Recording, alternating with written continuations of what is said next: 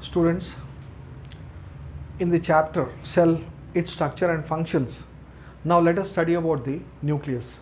In the earlier classes we have studied that a nucleus is a dark color structure found in the cell.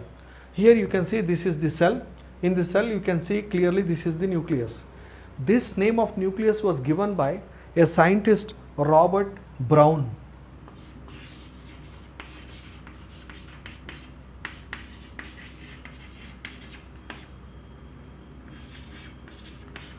In the year 1831, Robert Brown gave the name nucleus to this structure.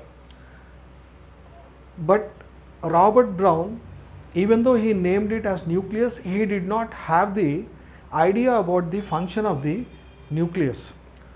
Nucleus is one of the most important cell organelle which controls the activities of the cell. So it can be called as the cell's control room. This nucleus, as it controls the functions inside the cell, activities inside the cell, it can be called as cell's control room. Then one more scientist by name Sheldon, who was one of the proponents of the cell theory, thought that new cells are formed from the nucleus. New cells are created from the nucleus.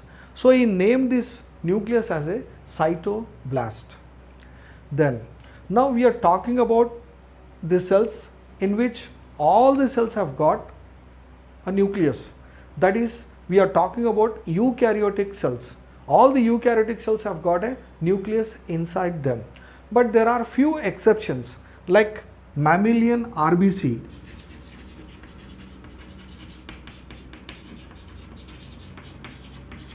Then we have got phloem sieve tube.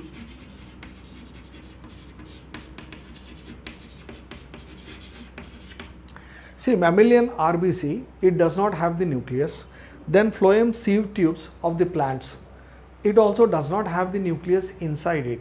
But in the beginning stages, both of them, these cells have got nucleus inside them. But later on, this nuclei are thrown out and they are destroyed. Then when we talk about the functions of the nucleus, as we have earlier studied that nucleus controls all the functions of the cell. That is one of the most important functions of the nucleus.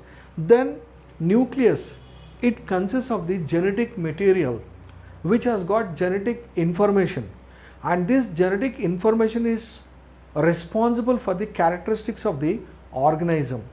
Now when we talk about the structure of the nucleus, this is the nucleus and this is the nuclear membrane.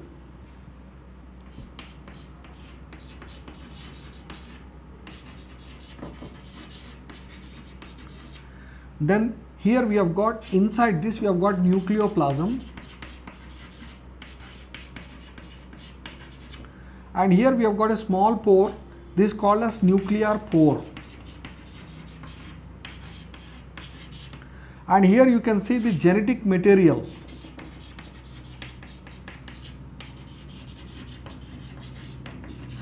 And inside the nucleus there is one more structure known as nucleolus.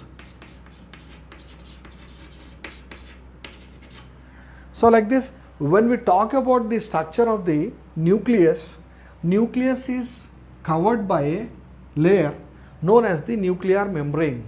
This nuclear membrane is similar to the cell membrane. Inside the nucleus we have got nucleoplasm and we have got genetic material, here you can clearly see, and this genetic material is responsible for the characteristics of the organism. And we have got one more structure inside the nucleus, that is known as the nucleolus, and this nucleus plays a very important role during the cell division. Then when we talk about the nucleus, we are now talking about the eukaryotic cells. So eukaryotic cells have got a well organized nucleus. What is the meaning of well organized nucleus?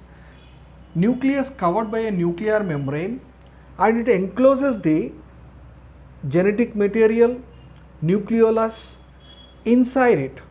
So this nuclear membrane, when it is covering a nucleus, this is called as organized nucleus.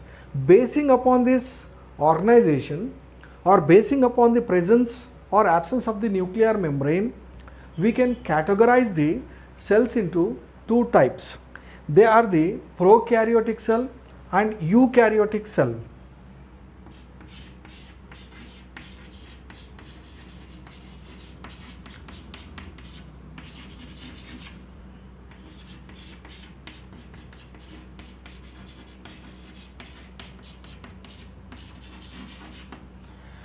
So, I have told you that basing upon the presence or absence of the nuclear membrane or organized nucleus, we can categorize the cells into two types, prokaryotic cell and eukaryotic cell. So, prokaryotic cell example, we can take bacterial cells, that is cyanobacteria or blue-green algae. So, here in them the nucleus does not have a nuclear membrane. So, when there is no nuclear membrane, the genetic material present in that cell will be scattered in the cytoplasm. So, clearly you can understand this. When there is no nuclear membrane, this genetic material is present in the cytoplasm. This is the eukaryotic cell. Here you can see nuclear membrane. This is the nucleolus. Okay. So, here I will explain you clearly. So, this is the nuclear membrane and this is the nucleolus.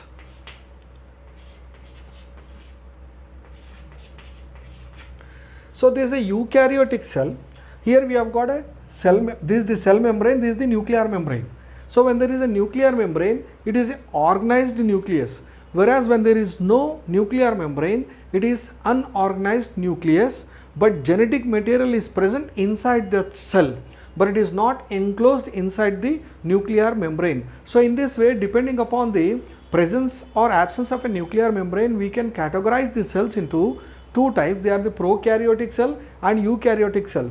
Prokaryotic cell does not have the well organized nucleus, whereas eukaryotic cell has got a well organized nucleus in which genetic material is enclosed along with the nucleolus. So, in this way, nucleus plays a very important role in controlling the activities of the cell, and also it is giving the characteristic features or characteristics to the organism, and also it is playing an important role in the cell division.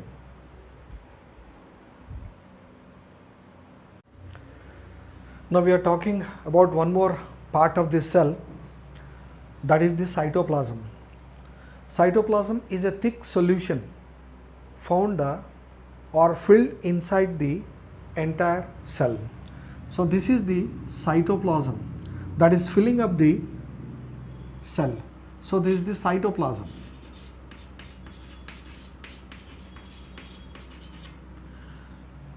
So, cytoplasm is a fluid content of the cell that is bounded by the cell membrane, or we can call it as plasma membrane, and this cytoplasm is mainly made up of water, salts and proteins. The cell organelles, they are all present in the cytoplasm, and there are various cell organelles which perform a specific function for the cell. That is, each cell organelle, like we have got nucleus, we can see this is the nucleus, we have got mitochondria, we have got Golgi apparatus or Golgi body. All these structures or cell organelles, they have got a specific function to do. They perform specific function for the cell. Each one has got a specific function. So, the cytoplasm has got the membrane bound structures, they are called cell organelles, that is in the eukaryotic cell. As we have studied earlier that in the prokaryotic cell, membrane bound structures are absent, including nucleus, but membraneless ribosomes are present. So, here cytoplasm is a thick solution in which the cell organelles are present.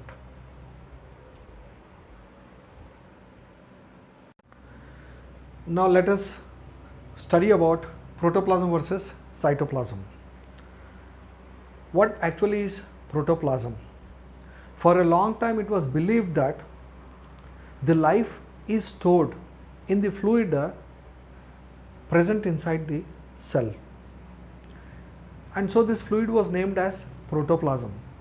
But later on it was understood that the fluid present inside the cell is basically a medium in which various particles and membranes float around, in which the functions of the cell actually are taking place in this cell organelles. So we have started understanding. So it is understood that the life is actually residing in this organization, and later on when the nucleus was discovered, the material present inside the nucleus and outside the nucleus was differentiated.